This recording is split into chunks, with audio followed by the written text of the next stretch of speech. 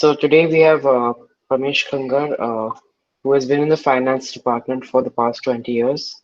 So Pramesh, where did you study and what courses did you take? Well, I did my BCom. First, I did my schooling from Delhi, from St. Columbus, and then school. And then I went on to do my BCom honors, that's Bachelor's of Commerce in Honors from the Delhi University. And post that, I did my post graduation, which was an MBA from an institute called the T.A.Pai Management Institute at Manipal. Okay. So what motivated you to move into finance? Well, that's a long story, but to cut it short, firstly, I felt that I had a flair for finance-related subject, be it accounting, be it economics. That is one thing on the academic side, but there's something more that I need to tell you, because especially for the kids who are looking at careers in the future, one of the things that I did was that I did summer jobs during my college time. In other words, whenever there was summer holidays, I used to go and work with an organization.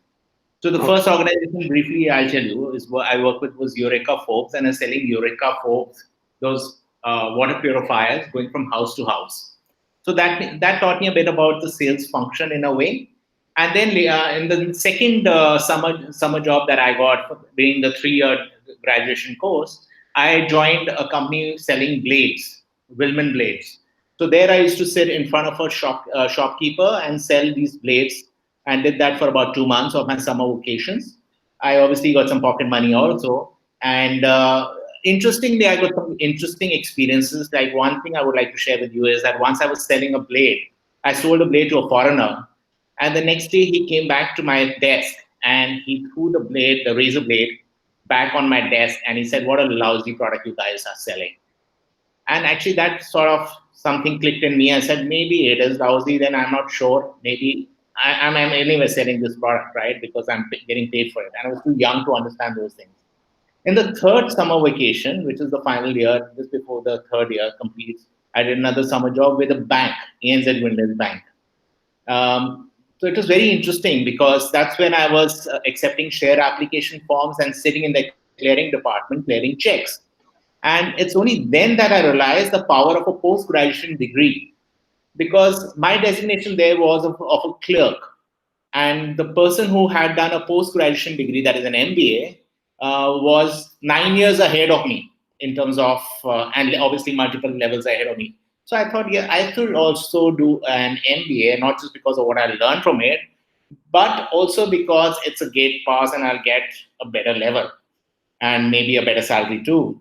And that's how that is what has been doing in terms of all this uh, experiences that I. So that is what propelled me to get into these things. Summer jobs were one thing, and then obviously the other things which interested me was, one was academic that I've covered. The second was work experience that I covered in terms of my summer jobs. And then later on, there's certain things which just happen in life, and I got into operations, and I realized that I felt that I might have a better flavor in sales, and I got into treasury sales, and that was obviously later in the day. And subsequently, social media also played a big important part for me in my deciding the current stuff that I'm doing in terms of, I'm self-employed, running my own business on financial advisory for HNIs. Okay, so how do you use technology and how do you think technology will impact your line of business? Well, obviously, technology, the way I see technology, initially I felt that technology, when it comes and if you're not ready for it, it does have a social impact on people. So I'll tell you the bad part of it. It does have a social impact because you feel, oh, technology is coming and guys are going to lose our jobs and all that stuff. So people under me also felt like that. But if I look at it in a positive way, technology, like I said, is a big enabler of business and of life. The technology helps you to connect with more people, increase your productivity and efficiencies. So in a way, it's a blessing in disguise. You don't need to spend so much money on going from one place to another, while even in this lockdown, you can actually do a video call like I'm doing with you. And we can just have a conversation over a video call and the topic gets over. We cover whatever we have sought to do, and hence my productivity and your productivity is better. Yeah, okay. So What skills should someone have to succeed in your field? Well, I think the first thing is attitude. It's very important to have the right attitude. You can't have an attitude wherein you have something up your sleeves, and if somebody's giving you an advice, you just shrug it off and say, "This guy, I know better than this guy." It's you have to give a benefit to whatever you other people are trying to tell you, and then you need to analyze it whether it's right for you or not. But main thing, even when I was reviewing people, is the attitude of a person, whether he wants to work or does he want to shirk work, or what is his overall attitude towards life. The second most important thing I feel is actually hard work.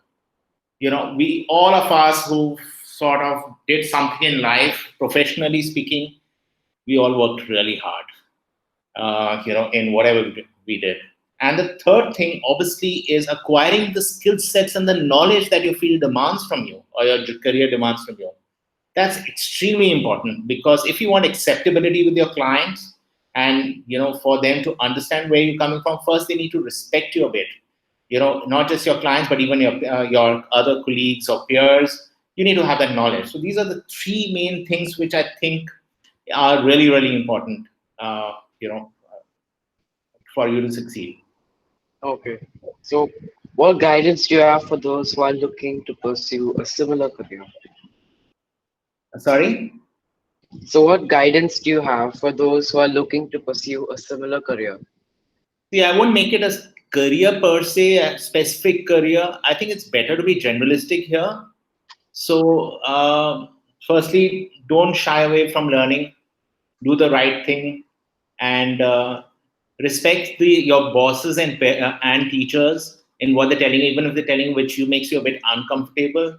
As long as it's for your own good, you need to try and take out the positives in that. I think that's really, really important, because when you go through the hard way of people putting you in situations which maybe you feel uncomfortable with initially, but as long as you think you can do it, in the sense that you should take that as a guiding path for yourselves. So that's a very a general answer that I want to give you right now, because it's not about my field or anybody's else field. It's about how should you view it generally right now. Okay. So, thank you, Pramesh. Thank you for your input. You're most welcome. Bye. Bye.